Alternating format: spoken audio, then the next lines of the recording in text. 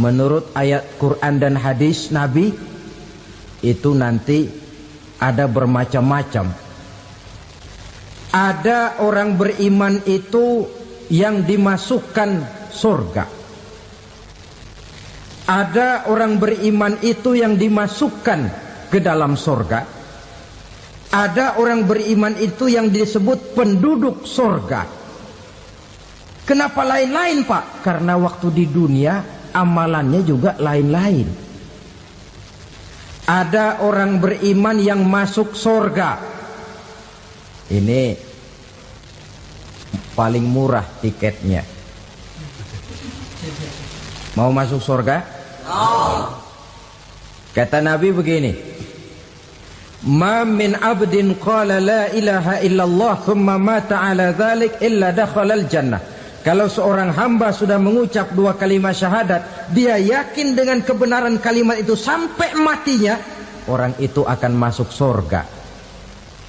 Abi Dzar yang waktu itu diajak bicara heran, ya Rasul kok gampang betul? Iya. Walaupun orang itu mencuri, iya.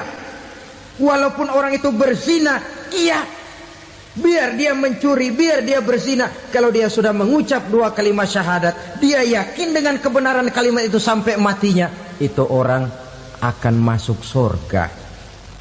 Jadi masuk surga cukup dua kalimat syahadat, yakin sampai mati, masuk surga. Itu perkara masuk. Tapi kalau pertanyaannya diterusin, masuknya kapan, Pak? Nah, ini lain lagi urusannya. Sebab ada yang masuknya itu langsung, ada yang mampir dulu. Di sana tempat cuma dua, kalau tidak surga, neraka. Mau ke surga tapi mampir dulu, yang mampirnya jelas di neraka. Kenapa? Dalam hadis qudsi ada riwayat, nanti itu di akhirat, setelah Allah selesai mengatur penduduk surga masuk surga, yang neraka masuk neraka, Allah berkata kepada malaikat Malik, malaikat Malik, labaik ya Allah. Itu bajingan-bajingan tengik, manusia-manusia durjana yang waktu di dunia tidak mau sujud, jauh dari ulama, gemar melakukan yang munkarat dan maksiat, hidup di tengah masyarakat selalu jadi bibit keonaran, kufur, sudah masuk neraka semua. Sudah ya Allah. Nah, kalau sudah, coba sekarang kamu masuk, Malik. Saya, iya, masuk neraka. Mau apa ya Allah? Kata Allah, akhriju minan nar man kana fi qalbihi misqala habbatin min khardalin min iman. Kau masuk neraka, cari di dalam neraka orang-orang yang ada imannya walaupun kecil sebesar biji zarah, angkat mereka keluar. Masuk malaikat Malik ke neraka, cari orang yang ada imannya, korek-korek. Ya repot, udah pada gosong. Yang ada imannya diangkat ke atas, yang ada imannya diangkat ke atas, lalu dimandikan di Nahrul Hayat, namanya sungai kehidupan di akhirat nanti. Cakep lagi rupanya, bersih lagi wajahnya, apel di hadapan Allah. Kata Allah, bagaimana mas? Kapok nggak sampean? Kapok ya Allah. Nah, kalau kapok, idhab fadkhulil jannah, pergi masuk surga sana. Berangkat mereka ke surga, ketemu sama teman-temannya yang udah sampai lebih dulu, yang nggak pakai mampir lagi. Terjadi dialog. Kata teman-temannya yang udah pada nyampe duluan, mas, iya, emang baru sampai? Saya baru sampai. Memang mampir di mana dulu mas? Kita sudah lama sampai di surga. Saudara buka surah Al-Muddatsir ayat 34-35. Ma salakakum fis saqar? Kenapa kamu mampir di neraka Saqar? Qalu lam naku minal musallin. Mereka menjawab, kami mampir di neraka Saqar mas, gara-gara dulunya kami waktu di dunia tidak pernah sholat. Tidak pernah sholat? Tidak pernah. Kan rumahnya dekat masjid. Cuma dekat doang mas. Sholat mah enggak saya. Enggak pernah ngasih makan fakir miskin, enggak pernah hadir di majelis taklim, pendeknya enggak pernah melakukan kebajikan, maka saya pun mampir di neraka sakor. Untung betul saya punya iman mas sedikit. Waktu hidup di dunia dulu saya pernah mengucap 2 kalimat syahadat, sekali-kalinya waktu mau kawin. Masya Allah. Untung saja kawin, kalau nggak kawin polos.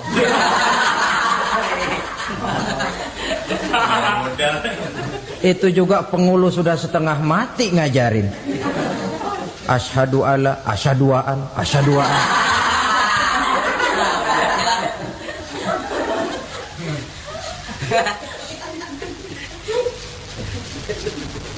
Ini namanya masuk surga, ada mampir dulu. Ada pula orang mukmin itu yang dimasukkan surga. Namanya dimasukkan kan terima beres. Saya masuk ke rumah, jalan sendiri, cari tempat sendiri. Saya dimasukkan ke dalam rumah, terima beres, pokok ada di dalam, itu dimasukkan namanya. Nggak pakai mampir. Tapi tentu tiketnya lebih mahal ketimbang yang pertama tadi. Apa kata Allah? Innal ladzina amanu wa amilus salihat la ukaffiranna anhum sayyi'atihim wa la udkhilannahum jannah. Sesungguhnya orang-orang yang beriman kemudian beramal soleh, kami hapuskan segala dosa dan kesalahannya, kami masukkan mereka ke dalam surga.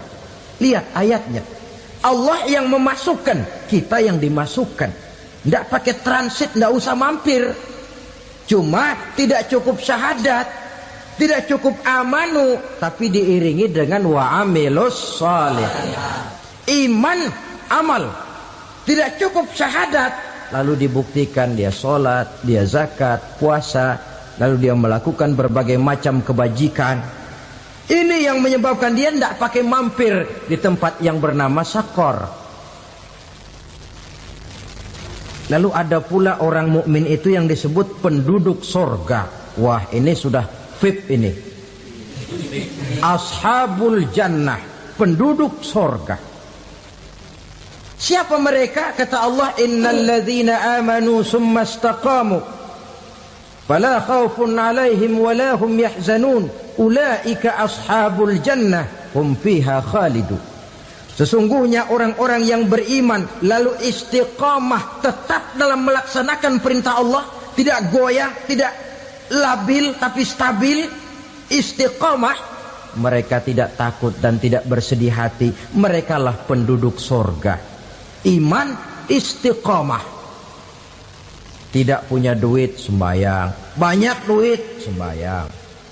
Miskin, sembayang. Kaya, tetap sembayang. Istiqamah. Kadang orang kalau susah rajin ke masjid, banyak duitnya ngelihat masjid melengos. Waktu miskin hamba Allah, setelah kaya jadi hamba harta. Bergeser, tidak ada nilai istiqomahnya. Saudara-saudara, dengan begitu penduduk neraka itu dua. Ada penduduk permanen, ada penduduk yang semi permanen. Yang semi permanen orang-orang beriman yang mempunyai dosa besar. Mereka masuk ke neraka untuk menerima azab sesuai dengan dosanya. Bila selesai masa azab itu, mereka akan diangkat untuk ditempatkan kembali ke dalam surganya Allah Subhanahu wa ta'ala. Nah, dikala itulah saudara-saudara, ada yang disebut syafaat dari Rasulullah Sallallahu Alaihi Wasallam. Tapi tentu jangan lupa, syafaat ini ibarat kain menambal dia. Kita punya kain bolong-bolong sedikit, syafaat yang menambal. Solat kita ada kurang dikit, sedekah kita ada campur riak dikit, amalan kita ada tidak karena Allah dikit, kita berharap syafaat. Jadi biarlah kain masih bolong-bolong, yang penting punya kain. Tapi kalau kainnya tidak ada, yang ditambal apanya? Sholat tidak, puasa tidak, zakat tidak, berharap syafaat saja. Ya, terlalu berlebihan itu. Saudara hadirin yang saya hormati, apabila selesai proses penghisaban, proses penghitungan, maka dikala itulah manusia terbagi dalam dua kelompok besar. Fariqun fil jannah wa fariqun fis sa'ir. Sekelompok orang-orang beruntung yang masuk ke dalam surga, dan sekelompok lagi masuk ke dalam neraka. Ibu-ibu, saudara-saudara kaum muslimin rahimakumullah. Pada pertemuan yang lalu sudah saya jelaskan bahwa hidup selalu berakhir dengan kematian. Apabila datang kematian menimpa seseorang, datanglah kiamat baginya. Itu yang disebut dengan kiamat kecil. Hakikatnya mati adalah perpindahan dari kehidupan di dunia ini menuju kehidupan di alam barzakh. Menunggu kita di alam barzakh sampai datangnya saat kiamat. Entah 10 tahun, entah 100 tahun, entah 1000 tahun, hanya Allah saja yang maha tahu. Adapun orang-orang beriman yang melakukan amal kebajikan dalam kehidupan di dunia ini, masa penantian yang lama di alam barzakh buat mereka sebentar saja. Tetapi bagi orang-orang kafir yang ingkar, yang tidak beriman kepada Allah, yang hidup di dunia cuma menumpuk-numpuk dosa, tentu penantian di alam barzakh akan merupakan waktu yang sangat lama. Bukankah dalam kehidupan kita waktu itu memang relatif? Contoh misalnya, bagi pemuda-pemudi yang sedang duduk asyik memadu cinta, waktu 4-5 jam saja rasanya cuma 4-5 menit.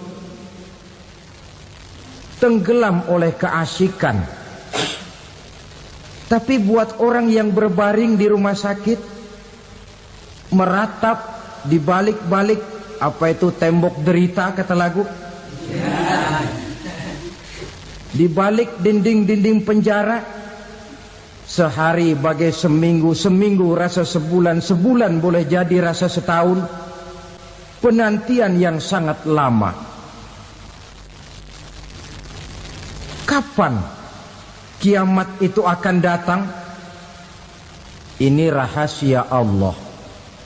Jangankan kita yang orang awam, baginda Nabi sendiri tidak diberitahu oleh Allah kapan kiamat itu akan terjadi. Tetapi sungguh pun demikian, banyak hadis-hadis yang menjelaskan ciri atau tanda-tanda datangnya kiamat.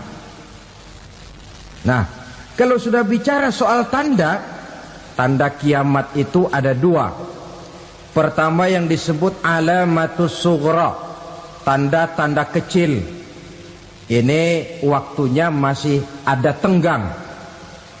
Ada yang dinamakan alamatul kubra, tanda-tanda besar. Artinya kiamat sudah diambang pintu. Apa tanda-tanda kecil dari datangnya hari kiamat itu? Misalnya kata Nabi, apabila ilmu sudah diangkat oleh Allah. Artinya apabila ulama sudah banyak wafat, minat orang belajar agama berkurang, lalu kebodohan nampak merajalela di mana-mana, zina dikerjakan secara terbuka, minuman-minuman keras jadi kebanggaan, itu termasuk di antara tanda-tanda kecil terjadinya hari kiamat. Apalagi misalnya iza waladatil ammatu rabbataha, apabila budak sudah melahirkan tuan. Apa maksudnya? Ada yang mentafsirkan apabila anak sudah bisa membudaki orang tuanya.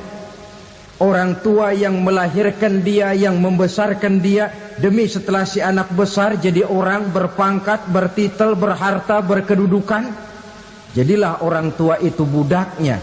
Sehingga sering dibilang kalau orang tua kaya, anak jadi raja. Tapi kalau anak yang kaya, orang tua sering jadi budak. Apalagi munculnya fitnah yang bergelombang, timbul perang antara dua bangsa yang besar, waktu berjalan terasa sangat pendek sekali. Itu merupakan tanda di antara tanda-tanda kiamat. Termasuk di dalamnya sulit membedakan mana laki, mana perempuan. Kan kalau tanda-tanda kayak begini sekarang sudah banyak kita lihat kan. Ulama banyak wafat, penggantinya sulit. Zina dikerjakan berterang-terangan, minuman keras jadi kebanggaan. Banyak anak membudaki orang tuanya, sulit membedakan mana laki mana perempuan. Kadang-kadang dari belakang kita lihat perempuan bener, begitu kita colek nengok jenggotan.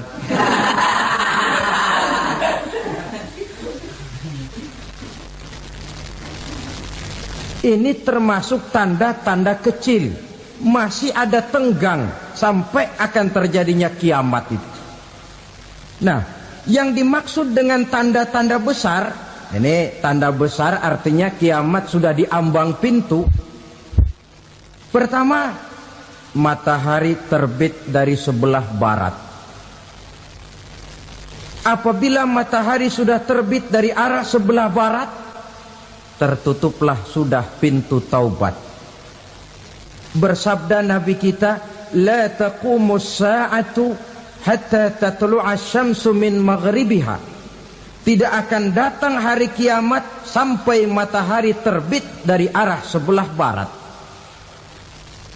Fa iza tala'at, manakala matahari telah terbit dari arah sebelah barat, wara'ahan nasu, manusia banyak menyaksikan itu, amanu ajma'un, mereka pun lalu beriman. Yang tadinya kafir, yang tadinya ingkar, yang tadinya membangkang, setelah melihat matahari terbit dari sebelah barat, buru-buru beriman, berlomba-lomba mengucap dua kalimat syahadat. Tapi apa yang terjadi? Kata Nabi, wadzalika hina la yanfa'u nafsan imanuha lam takun amanat min qabl. Hari itu adalah hari yang iman sudah tidak berguna lagi bagi seseorang apabila sebelumnya memang dia tidak pernah beriman. Au kasabat fi imaniha khaira, atau beriman tetapi tidak pernah melakukan kebajikan di dalam keimanannya itu. Hari yang sudah kasib, hari yang sudah terlambat, beriman tidak akan ada gunanya lagi. Ini pelajaran buat kita.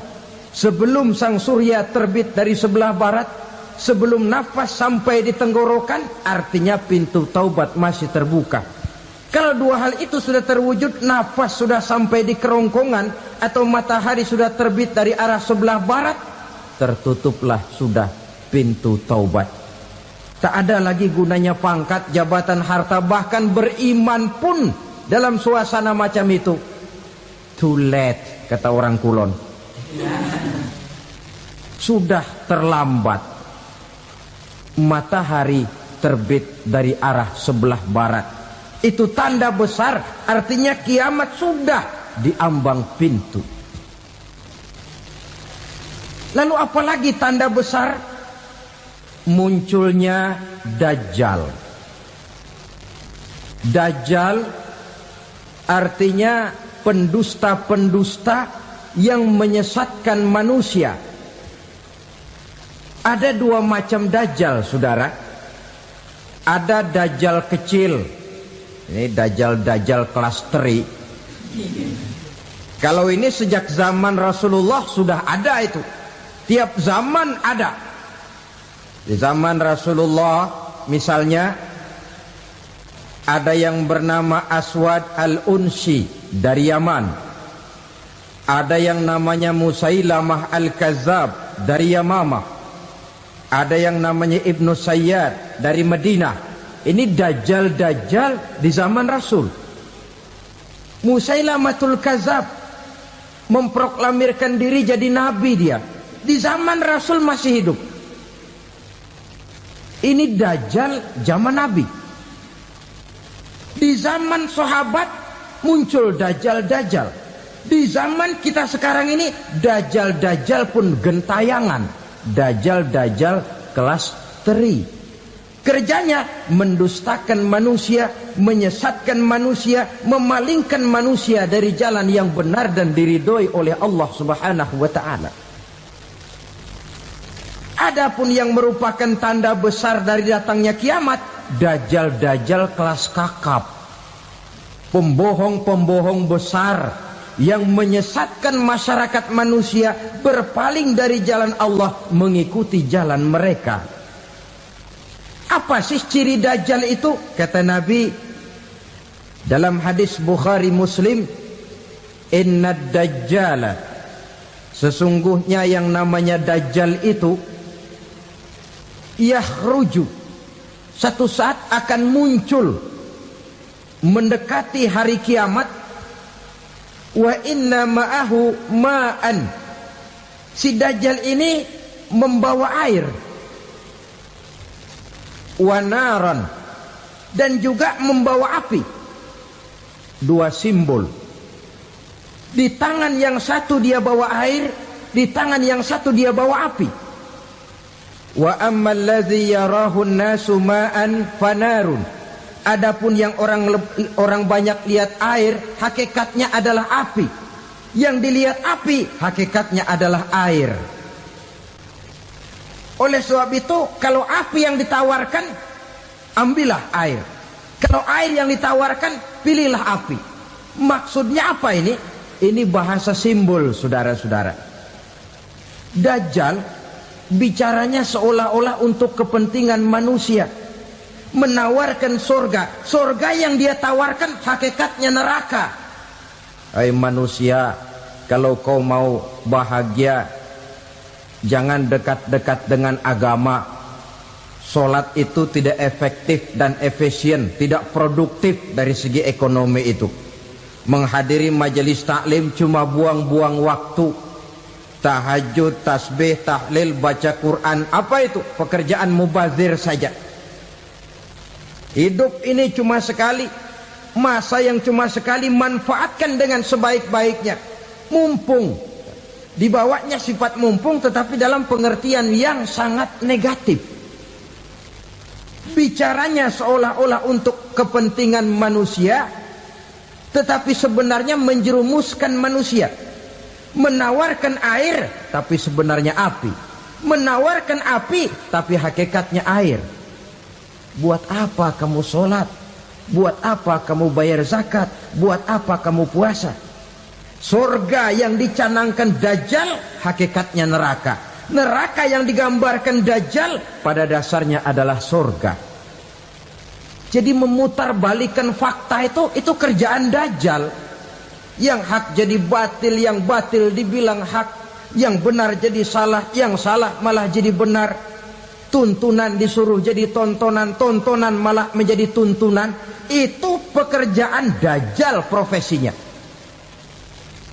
Zamannya Nabi Adam, Dajjalnya kan iblis. Betul? Betul. Apa sih gang kerayuan iblis itu? Allah setelah menciptakan Nabi Adam kan bilang, Adam, kau dan istrimu Hawa tinggal di surga ini. Seluruh fasilitas yang ada di surga persilahkan kau nikmati. Satu yang tidak boleh, jangan coba-coba dekati pohon khuldi. Dekat saja jangan, apalagi sampai memetiknya. Datang Dajjal yang namanya iblis ini. Adam, kamu tahu nggak kenapa tidak boleh makan buah khuldi? Ya nggak tahu, pokoknya saya dilarang. Bodoh kamu Dam. Khuldun artinya kekal. Kalau kamu makan itu buah, kau akan kekal di surga buat selamanya. Allah tidak kepengen, maka dilarang kamu makan buah khuldi. Kalau kau ingin kekal di surga Adam, makan saja. Saya bicara begini ini untuk kepentingan kamu Adam. Ini kan ciri-ciri Dajjal. Bicaranya sih seolah-olah untuk kepentingan Nabi Adam, hakikat sebenarnya menjerumuskan Nabi Adam supaya ingkar dan melanggar larangan dari Allah Subhanahu wa ta'ala. Jadi setelah muncul Dajjal, timbul kekacauan-kekacauan di masyarakat. Banyak yang terpengaruh, terpedaya dan terpesona. Termasuk mereka yang memproklamirkan diri jadi nabi. Mereka yang memproklamirkan diri jadi rasul di zaman sesudah Rasulullah wafat. Itu adalah Dajjal-Dajjal. Maka saya ingatkan, kalau di zaman kita sekarang ini ada orang ngaku jadi nabi, ada orang ngaku jadi rasul, biar bahasa Arabnya kental, Quran hafal, hadis ribuan hadis hafal, biar pakai serban sampai menyengser ke tanah, bahasa Arabnya fasih, tapi dia mengaku jadi nabi, jadi rasul, kita umat Islam wajib tidak percaya. Wajib untuk tidak percaya. Itulah Dajjal-Dajjal zaman kita sekarang ini. Tidak mustahil mereka datang mempengaruhi orang awam supaya berpaling dari Rasulullah, mengikuti mereka. Nah, di akhir zaman nanti, mendekati hari kiamat, Dajjal ini muncul. Dajjal kelas kakap, menyesatkan masyarakat manusia untuk berpaling dari Islam, mengikuti seruan mereka. Apalagi di antara datangnya kiamat itu, tanda yang besar itu, turunnya Nabiullah Isa Al-Masih, putra Maryam. Menurut berbagai hadis yang sahih, Nabi Isa Al-Masih nanti akan turun lagi. Tidak membawa risalah yang baru, tapi meluruskan risalah Islam ini yang telah banyak ditinggalkan oleh masyarakat. Bahkan ada hadis menjelaskan beliau akan membunuh Nabi, mematahkan kayu-kayu salib, lalu melaksanakan haji dan umrah mengikuti syariat Nabi Muhammad, bukan membawa agama baru. Menjadi semacam mujaddid, reformer, menyelamatkan manusia dari bisikan Dajjal. Bahkan ada riwayat yang menjelaskan bahwa Nabi Isa berhasil mengalahkan Dajjal, mengembalikan masyarakat manusia kembali kepada ajaran Islam yang datang dari Allah, dibawa oleh Rasulullah Sallallahu Alaihi Wasallam. Dengan kata lain, turunnya Nabi Isa bukan sebagai Nabi dan Rasul baru, tetapi mengikuti syariat Nabi kita Muhammad Sallallahu Alaihi Wasallam. Saudara hadirin, ibu-ibu hadirat yang saya hormati, kemudian apalagi di antara tanda-tanda besar akan datangnya kiamat itu? Keluarnya asap atau awan. Kata Nabi, inna min asyrati sa'ah dukhanan yamla'u ma bainal masyriqi wal maghrib. Di antara tanda-tanda kiamat, munculnya awan antara langit dan bumi. Ini pun diperkuat dalam surah Ad-Dukhan ayat 10. Fartaqib yauma ta'tis sama bidukhanin mubin fayughshan nas hadza azabun alim. Bagi orang-orang yang beriman, mereka biasa-biasa saja. Tapi bagi orang kufur, datangnya asap dan awan ini merupakan azab yang kelewat pedih. Barangkali sedikit mendekati gambaran tentang azab yang pedih ini, saya ingatkan alam pikiran kita kepada peristiwa yang belum lama terjadi. Pernah dengar berita bocornya reaktor nuklir di Chernobyl, Uni Soviet? Pernah dengar? Bocornya reaktor nuklir di Chernobyl yang mengakibatkan ratusan bahkan sangat mungkin ribuan nyawa. Cuma satu reaktor. Bagaimana kalau seluruh cadangan nuklir yang dimiliki oleh para negara adik kuasa ini diledakkan? Bahkan yang konon menurut catatan cadangan nuklir yang dimiliki bersama oleh Amerika dan Rusia sekarang ini sudah sanggup memusnahkan 6 miliar manusia, 1,5 kali lebih banyak dari jumlah manusia yang nongkrong di permukaan bumi ini. Saudara-saudara hadirin yang saya hormati, lalu saat mendekati hari kiamat, apalagi tandanya setelah Nabi Isa wafat, pada saat turunnya yang kedua kali, lalu Allah meniupkan angin sejuk. Semua orang-orang beriman, orang-orang baik wafat, sehingga penghuni bumi ini cuma tinggal lagi terdiri dari orang-orang kafir. Tidak ada lagi di bumi ini yang bisa mengucapkan Allah. Sehingga dalam hadis qudsi itu ada keterangan, innallaha azza wa jalla yaqulu li Israfil. Allah pernah pesan kepada malaikat Israfil, kata Allah, Israfil, idza sami'ta qailan yaqul Allah Allah fa akhirin nafakh 40 sanatan ikraman liqailiha. Hai Israfil, apabila kau dengar di permukaan bumi masih banyak orang yang mengucapkan Allah Allah, maka tunda sangkakala kiamat itu 40 tahun. Untuk apa? Ikraman liqailiha, menghormati orang yang mengucapkan Allah Allah itu. Wah, jadi karena sekarang masih banyak yang mengucapkan Allah, besar hatilah kita, masih jauh kiamat itu. Tapi jangan lupa, kiamat pribadi, kiamat kecil itu yang gak kita sangka-sangka. Ajal datang mencabut nyawa, itu kiamat pribadi. Dan itu yang pasti kita hadapi. Dan itu yang membuat kita tidak boleh bersikap main-main di dalam kehidupan sekarang ini. Saudara hadirin yang saya hormati, tidak ada lagi orang-orang muslim. Seluruh penduduk dunia ini kafir. Lalu terciptalah struktur sosial yang berlandaskan prinsip hidup semau gue. Bakal terjadilah prinsip di mana yang kaya menyantap yang miskin, yang kuat menindas yang lemah. Hidup sudah bagaikan di rimba belantara. Berlaku hukum rimba. Siapa yang kuat dia yang menang, siapa yang lemah menjadi mangsa.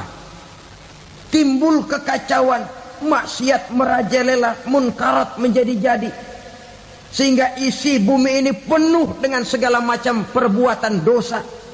Tidak ada perlunya lagi alam diperpanjang temponya. Datang saat yang sudah dijanjikan oleh Allah Azza wa Jalla, maka terjadilah yang disebut kiamat kubra, kiamat besar, kiamat ancur-ancuran. Bagaimana kejadian ini dimulai? Dalam surah Az-Zumar ayat 68, Allah Subhanahu wa taala berfirman, wa nufikha fis suri fasa'iqa man fis samawati wa man fil ardi illa man sya'allahu. Maka manakala ditiuplah sangkakala, terkejutlah seluruh yang ada di langit dan seluruh yang ada di bumi. Bila saat kiamat datang, Allah perintah malaikat Israfil, Israfil, tiup sangkakalamu. Ditiuplah sangkakala oleh malaikat Israfil. Yang akibat daripada tiupan itu, seluruh yang ada di langit, seluruh yang ada di permukaan bumi terkejut. Yang ada di langit siapa? Malaikat kan. Bayangin aja kalau malaikat kaget, apalagi kita. Terkejut seluruh makhluk yang ada di bumi, yang ada di langit mendengar suara sangkakala itu. Bunyinya tidak sanggup kita bayangkan dahsyatnya. Ledakan nuklir, ledakan neutron, belum apa-apa ketimbang bunyi sangkakala malaikat Israfil ini.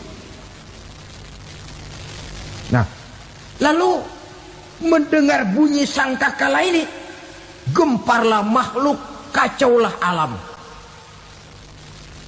Bumi gempa, planet-planet bertabrakan, gunung meletus, air laut tumpah ke darat, angin topan bertiup, halilintar menyambar. Lalu semua yang bernama hidup mati total. Mati bareng tanpa persiapan. La haula wala quwata illa billah. Saya kadang-kadang dalam tafakur bermohon, ya Allah, mudah-mudahan saya enggak nemuin kiamat beneran. Ngeri. Tidak bisa kita bayangkan macam apa suasana seperti itu. Allah saja banyak memberikan gambaran, misalnya Al-Qari'ah, wa mal qari'ah, wa ma adraka mal qari'ah. Kejadian yang menggemparkan. Tahukah kamu apa kejadian yang menggemparkan itu? Yauma yakunun nasu kal farasil mabsus wa takunul jibalu kal ihnil manfus. Pada saat itu manusia berterbangan bagai kupu-kupu. Gunung berterbangan seperti kapas ditiup angin. Gunung saja macam kapas, konon lagi manusia. Kematian total, mulai semut sampai gajah mati, jin mati, iblis mati, malaikat mati. Malaikat saja mati. Saudara hadirin yang saya hormati, kematian total yang tanpa persiapan. Orang bilang, Pak, kalau mati bareng begitu yang repot malaikat maut dong ya. Cabut sana, cabut sini. Itu kalau menurut logika kita, mestinya begitu menurut logika. Tapi logika juga yang nggak perlu serepot itu. Sebab untuk mematikan listrik di wilayah DKI, di wilayah Jakarta, nggak perlu tiap rumah didatengin, matiin, ya lama.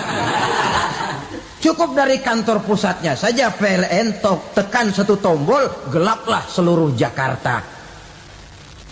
Saudara hadirin yang saya hormati, kematian total. Lalu setelah kematian total, planet-planet juga mati, dalam arti tidak bergerak dan beredar. Angin mati, dalam arti tidak bertiup. Air mati, dalam arti tidak ada riak gelombang. Pokoknya semua mati. Kullu nafsin za'iqatul maut. Semua yang bernafas mati. Dalam ayat lain, kullu man 'alaiha fan. Semua yang ada di permukaan bumi fana. Yang kekal cuma Allah Subhanahu wa ta'ala. Yang paling belakang mati malaikat maut dan malaikat Israfil. Tapi mati juga sesuai dengan janji Allah. 10 lamanya. Tidak dijelaskan oleh Abi Hurairah 40 jam, apa 40 hari, apa 40 tahun. Hadis-hadis cuma menyebutkan 40 saja. Sunyi alam. Yang tinggal cuma Allah saja lagi. Ketika itu Allah berseru-seru, katanya, limanil mulkul yauma. Siapa para penguasa hari ini? Mana itu raja-raja dan penguasa yang dulu mengaku jadi Tuhan? Fir'aun. Mana Fir'aun sekarang? Yang dulu jadi raja, merasa berhasil, sombong, lalu tidak mau turun-turun dari kekuasaannya, sampai kepada puncak kekurang ajarannya mengangkat diri jadi Tuhan. Mana itu Fir'aun? Namrus. Mana sekarang Namrus? La ilaha illa ana. Ternyata tidak ada Tuhan lain selain daripada aku, kata Allah. Proses kemudian, saudara-saudara, turunlah hujan dari langit. 40 lamanya hujan itu. Tidak jelas juga 40 jam apa 40 hari. Setelah air turun membasahi, datanglah tiupan sangkakala yang kedua. Semua yang bernama mati bangkit dari kuburnya masing-masing. Ini yang disebut Yaumul Ba'thi, hari kebangkitan. Allahu Akbar. Pada saat kita bangkit dari kubur kita masing-masing, kumpul di padang mahsyar namanya. Bayangin aja, saya sendiri nggak sanggup bayangin. Manusia sejak zaman Adam sampai zaman kiamat kumpul bareng di tempat sama. Berapa banyaknya itu?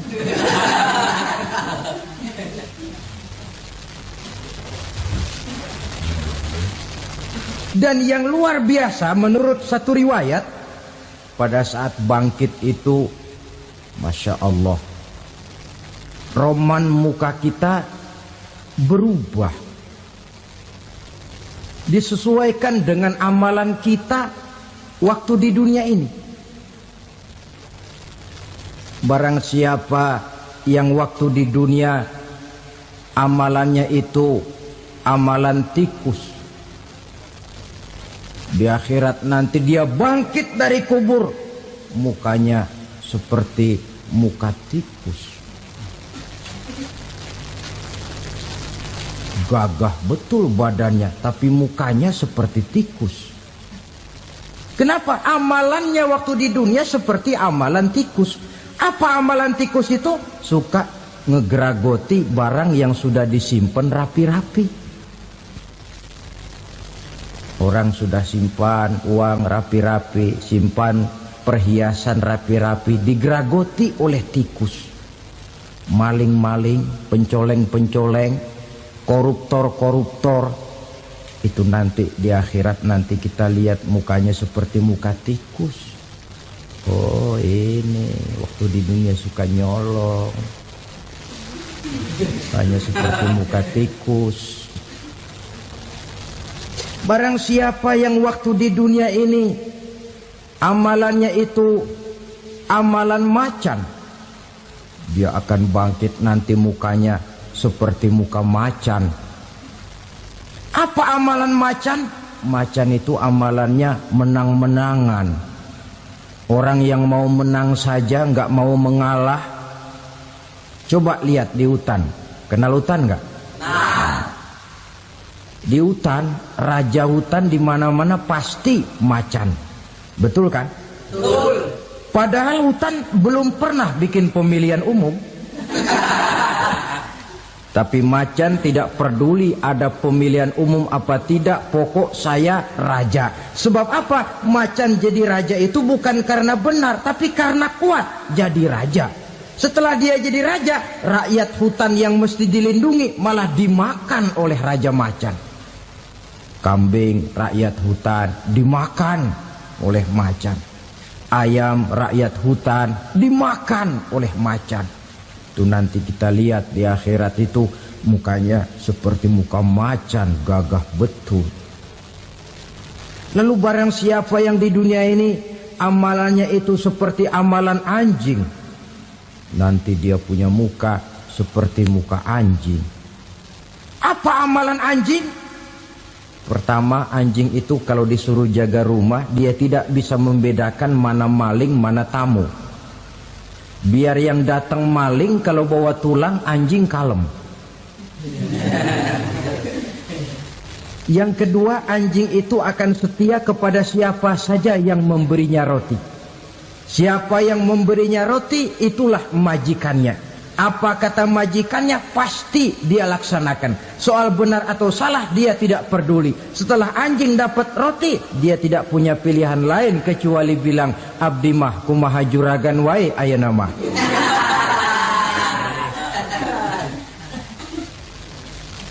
Saudara hadirin yang saya hormati, berkumpul di padang mahsyar, tiap orang sibuk dengan persoalannya masing-masing. Matahari waktu itu didekatkan oleh Allah. Panas luar biasa. Ada yang saking panasnya itu mencucurkan peluh keringat sampai sebatas mata kakinya. Ada yang keringatnya sampai sedengkulnya. Ada yang keringatnya sampai sepusatnya. Ada yang keringatnya mengalir sampai sebahunya. Ada yang kelelap oleh keringatnya sendiri, sementara orang di sampingnya nggak apa-apa. Bergantung lagi amalan dia waktu di dunia ini. Saudara-saudara, sebagian orang dalam kepanikan padang mahsyar berombong-rombong datang mereka menghadap Nabi Adam. Ya Adam, anta abal bashar. Hai Adam, Tuhan adalah bapak moyang manusia. Kami sebentar lagi akan disidang, dimintakan pertanggungan jawab. Tolonglah kami, hai Adam. Kata Nabi Adam, jangankan nolongin sampean, saya sendiri tanggung jawab di hadapan Allah ketika dulu tidak boleh makan khuldi, saya serobot. Sudahlah, urus diri masing-masing saja, nafsi. Begitu kata Nabi Nuh, begitu kata Nabi Ibrahim. Tiap orang bertanggung jawab sendiri-sendiri. Ketika itulah saudara-saudara, nikmatnya menjadi umat Nabi besar Muhammad sallallahu alaihi wasallam. Sebab apa? Walaupun menurut abjad kita ini umat paling belakang, paling belakang kita ini toh, karena Nabi Muhammad adalah Nabi akhir. Tapi akan dihisap lebih dulu, lewat di atas sirat lebih dulu, masuk surga lebih dahulu ketimbang umat-umat belakangan. Ketika Rasul mendekati ajal, beliau tanyakan itu kepada malaikat Jibril. Malaikat Jibril berkata, Muhammad jangan khawatir, Allah sudah berjanji, inni haramtul jannata ala sairil anbiya hatta tadkhulaha anta, wa haramtuha ala sairil umami hatta tadkhulaha ummatuka. Surga aku haramkan buat seluruh nabi kecuali kalau engkau Muhammad sudah masuk ke dalamnya, dan surga aku haramkan buat seluruh umat kecuali kalau umatmu Muhammad sudah masuk ke dalamnya. Logikanya, walaupun menurut abjad kita umat paling belakang, bakal dihisap paling dulu, lewat di atas sirat paling dulu, masuk surga paling dulu, kalau mampir ke neraka juga paling dulu. Ya resiko. Jangan mau enaknya aja paling dulu. Saudara hadirin yang saya hormati, setelah masa kebangkitan itu jangan dikira begitu bangkit langsung diperiksa. Masih menunggu menanti ribuan tahun perhitungan padang mahsyar untuk sampai kepada proses yang disebut yaumul hisab, hari perhitungan. Seorang demi seorang bakal dipanggil.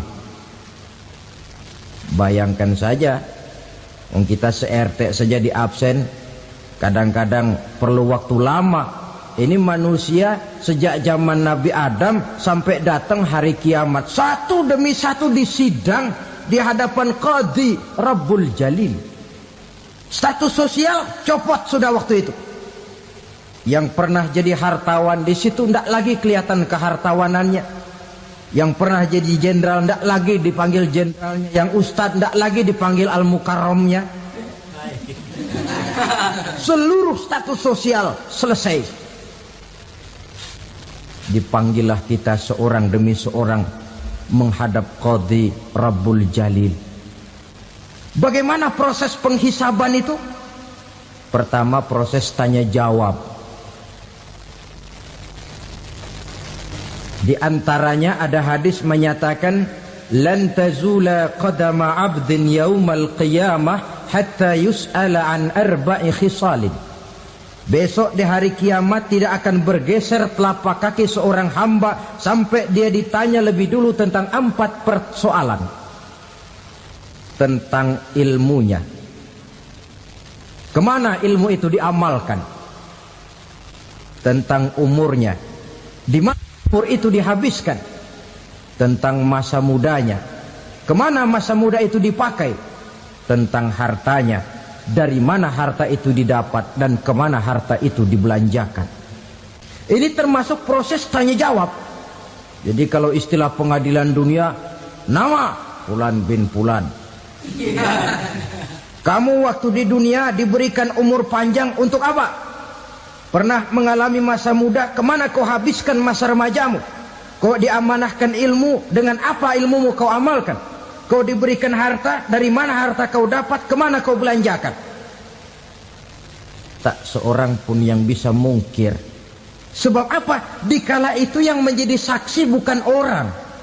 Yang menjadi saksi adalah seluruh anggota badan kita.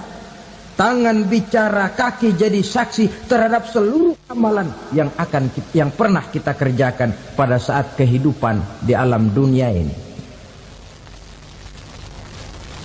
Selesai proses tanya jawab, lalu diperlihatkan buku catatan kita waktu hidup di dunia ini. Jangan lupa Allah itu menyiapkan 2 superkomputer kepada kita. Sebelah ditempelin sebelah kanan, yang sebelah tempelin di sebelah kiri. Komputer itu namanya Raqib dan Atid. 2 malaikat yang apabila baik kita lakukan, refleks saja akan menulis kebajikan kita. Jahat kita kerjakan, akan tertulis. Catatan itu nanti diperlihatkan kepada kita. Waduh, alangkah malunya pada saat diperlihatkan catatan kita, buku rapot kita merah melulu. Barangkali diperiksa sambil diomelin, brengsek lo. Buku merah melulu begini, bagaimana waktu hidup di dunia? Tidak cukup diperlihatkan buku catatan kehidupan, rekaman kehidupan. Rekaman kehidupan kita secara utuh sejak terlahir sampai ajal datang merenggut nyawa. Barangkali mirip dengan video sekarang ini, di mana terekam dengan baik seluruh kegiatan kita, sejak yang sekecil-kecilnya sampai kepada yang sebesar-besarnya. Untuk kemudian kita pun menerima balasan. In khairan fa khairun wa in syarran fa syarrun. Kalau baik ya baik balasannya, kalau jahat ya jahat juga balasannya. Catatan-catatan kita diberikan. Kalau banyak kebajikannya diberikan di tangan kanan dengan cara yang halus. Kalau banyak kejahatannya diberikan dari sebelah kiri atau dilempar dari belakang. Itulah sebabnya sejak di dunia ini kita sudah mohon kepada Allah. Ketika berwudu membasuh tangan kanan, apa kita bilang? Allahumma a'tini kitabi biyamini wa hasibni hisaban yasira. Ya Allah, berikan saya kitab di tangan kanan, dan kalau saya memang perlu dihisap, hisaplah saya yang seringan-ringannya. Tangan kiri berlindung kita kepada Allah. Jangan sampai diberikan kitab di tangan kiri atau dari arah sebelah belakang. Wa a'udzubika an tu'tiya kitabi bishimali aw min wara'i zuhri, dari arah sebelah belakang. Na'udzubillah min dzalik. Setelah selesai lewat proses penghisaban, lewat mizan, timbangan, maka yang sudah selesai dihisab itu bergeraklah menuju sirat, jembatan yang terbentang menuju surga melalui neraka. Saudara-saudara, panjangnya perjalanan sirat itu memakan waktu ratusan tahun. Tetapi orang yang lewat di atas sirat pun macam-macam, bergantung amalannya ketika di dunia ini. Ada yang lewat di atas sirat itu kalbarkil khatib, seperti kilat yang menyambar, lep, sudah sampai dia di surga. Cepat bukan main. Ada yang lewat di atas sirat itu seperti orang lari-lari. Ada yang lewat di atas sirat itu seperti orang jalan biasa. Ada yang sambil merangkak, ada yang sambil ngesor, ada yang sambil gelayutan, ada yang selamat sampai ke ujung ke surga, ada yang tergelincir jatuh masuk ke dalam neraka, bergantung amalannya dalam kehidupan di dunia sekarang ini. Tiap kita akan melewati yang namanya sirat ini. Saudara-saudara kaum muslimin yang saya hormati, dengan demikian mereka yang selamat melalui sirat sampai ke terminal akhir surga, mereka yang ketika dihisab ternyata banyak kejahatannya daripada kebaikannya, mereka singgah di dalam neraka. Nah, adapun orang-orang yang beriman menurut ayat Quran dan hadis Nabi itu nanti ada bermacam-macam. Ada orang beriman itu yang dimasukkan surga. Ada orang beriman itu yang dimasukkan ke dalam surga. Ada orang beriman itu yang disebut penduduk surga.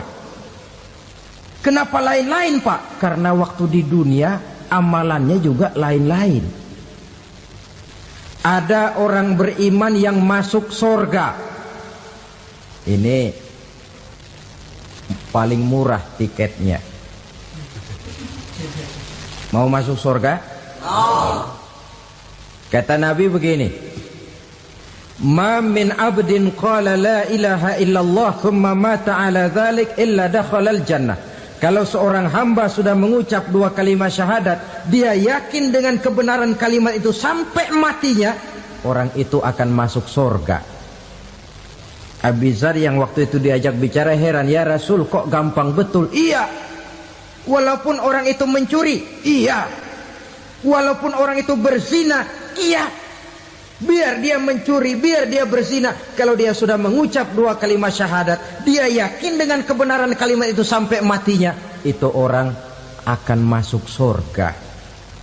Jadi masuk surga cukup dua kalimat syahadat, yakin sampai mati, masuk surga.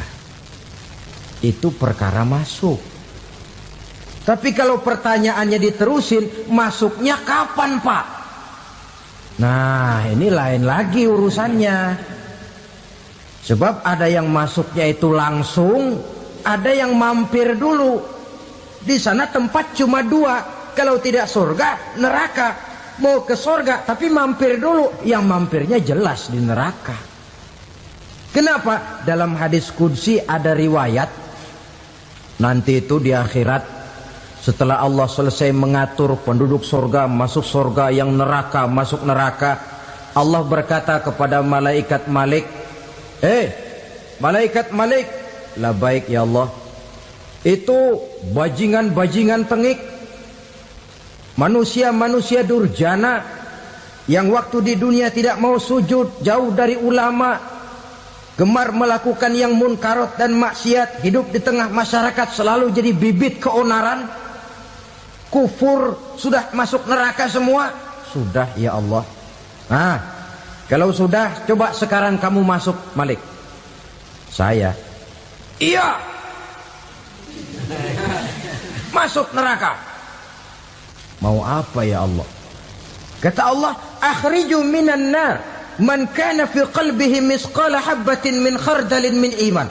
Kau masuk neraka, cari di dalam neraka orang-orang yang ada imannya walaupun kecil sebesar biji zarah, angkat mereka keluar. Masuk malaikat Malik ke neraka, cari orang yang ada imannya, korek-korek. Ya repot, udah pada gosong. Yang ada imannya diangkat ke atas, yang ada imannya diangkat ke atas, lalu dimandikan di Nahrul Hayat, namanya sungai kehidupan di akhirat nanti. Cakep lagi rupanya, bersih lagi wajahnya, apel di hadapan Allah. Kata Allah, bagaimana mas? Kapok nggak sampean? Kapok ya Allah. Nah, kalau kapok, idhab fadkhulil jannah, pergi masuk surga sana. Berangkat mereka ke surga. ketemu sama teman-temannya yang udah sampai lebih dulu, yang nggak pakai mampir lagi. Terjadi dialog. Kata teman-temannya yang udah pada nyampe duluan, "Mas, iya, emang baru sampai?" "Oh, saya baru sampai." "Memang mampir di mana dulu, Mas? Kita sudah lama sampai di surga." Saudara buka surah Al-Muddatsir ayat 34-35. "Ma salakakum fis saqar?" Kenapa kamu mampir di neraka Saqar? Qalu lam naku minal musallin. Mereka menjawab, kami mampir di neraka Saqar, Mas, gara-gara dulunya kami waktu di dunia tidak pernah sholat. Tidak pernah sholat? Tidak pernah. Kan rumahnya dekat masjid. Cuma dekat doang, Mas. Sholat mah enggak saya. Enggak pernah ngasih makan fakir miskin, enggak pernah hadir di majelis taklim, pendeknya enggak pernah melakukan kebajikan, maka saya pun mampir di neraka Saqar. Untung betul saya punya iman, Mas, sedikit. Waktu hidup di dunia dulu saya pernah mengucap 2 kalimat syahadat, sekali-kalinya waktu mau kawin. Masya Allah. Untung saja kawin, kalau nggak kawin polos.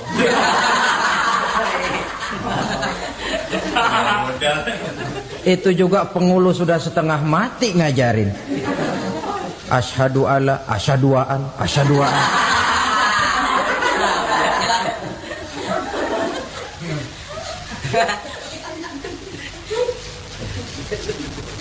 Ini namanya masuk surga, ada mampir dulu. Ada pula orang mukmin itu yang dimasukkan surga. Namanya dimasukkan kan terima beres. Saya masuk ke rumah, jalan sendiri, cari tempat sendiri. Saya dimasukkan ke dalam rumah, terima beres, pokok ada di dalam, itu dimasukkan namanya. Nggak pakai mampir. Tapi tentu tiketnya lebih mahal ketimbang yang pertama tadi. Apa kata Allah? Innal ladzina amanu wa 'amilus shalihat la ukaffiranna 'anhum sayyi'atihim wa la udkhilannahum jannah. Sesungguhnya orang-orang yang beriman kemudian beramal soleh, kami hapuskan segala dosa dan kesalahannya, kami masukkan mereka ke dalam surga. Lihat ayatnya. Allah yang memasukkan, kita yang dimasukkan. Tidak pakai transit, tidak usah mampir. Cuma tidak cukup syahadat, tidak cukup amanu, tapi diiringi dengan wa'amilus salih. Iman, amal. Tidak cukup syahadat, lalu dibuktikan dia sholat, dia zakat, puasa, lalu dia melakukan berbagai macam kebajikan. Ini yang menyebabkan dia tidak pakai mampir di tempat yang bernama Saqar. Lalu ada pula orang mukmin itu yang disebut penduduk surga. Wah, ini sudah VIP ini. Ashabul jannah, penduduk surga. Siapa mereka? Kata Allah, innal ladzina amanu summa istaqamu fala khaufun 'alaihim wala hum yahzanun ulaika ashabul jannah hum fiha khalidun. Sesungguhnya orang-orang yang beriman lalu istiqamah, tetap dalam melaksanakan perintah Allah, tidak goyah, tidak labil tapi stabil, istiqamah, mereka tidak takut dan tidak bersedih hati. Merekalah penduduk surga. Iman, istiqamah. Tidak punya duit, sembahyang. Banyak duit, sembahyang. Miskin, sembahyang. Kaya, tetap sembahyang. Istiqamah. Kadang orang kalau susah rajin ke masjid, banyak duitnya ngelihat masjid melengos. Waktu miskin hamba Allah, setelah kaya jadi hamba harta. Bergeser, tidak ada nilai istiqomahnya. Saudara-saudara, dengan begitu penduduk neraka itu dua. Ada penduduk permanen, ada penduduk yang semi permanen. Yang semi permanen orang-orang beriman yang mempunyai dosa besar. Mereka masuk ke neraka untuk menerima azab sesuai dengan dosanya. Bila selesai masa azab itu, mereka akan diangkat untuk ditempatkan kembali ke dalam surganya Allah Subhanahu wa ta'ala. Nah, dikala itulah saudara-saudara, ada yang disebut syafaat dari Rasulullah Sallallahu Alaihi Wasallam. Tapi tentu jangan lupa, syafaat ini ibarat kain menambal dia. Kita punya kain bolong-bolong sedikit, syafaat yang menambal. Solat kita ada kurang dikit, sedekah kita ada campur riak dikit, amalan kita ada tidak karena Allah dikit, kita berharap syafaat. Jadi biarlah kain masih bolong-bolong, yang penting punya kain. Tapi kalau kainnya tidak ada, yang ditambal apanya? Solat tidak, puasa tidak, zakat tidak, berharap syafaat saja. Ya, terlalu berlebihan itu. Saudara hadirin yang saya hormati, apabila selesai proses penghisaban, proses penghitungan, maka dikala itulah manusia terbagi dalam dua kelompok besar. Fariqun fil jannah wa fariqun fis sa'ir. Sekelompok orang-orang beruntung yang masuk ke dalam surga, dan sekelompok lagi masuk ke dalam neraka.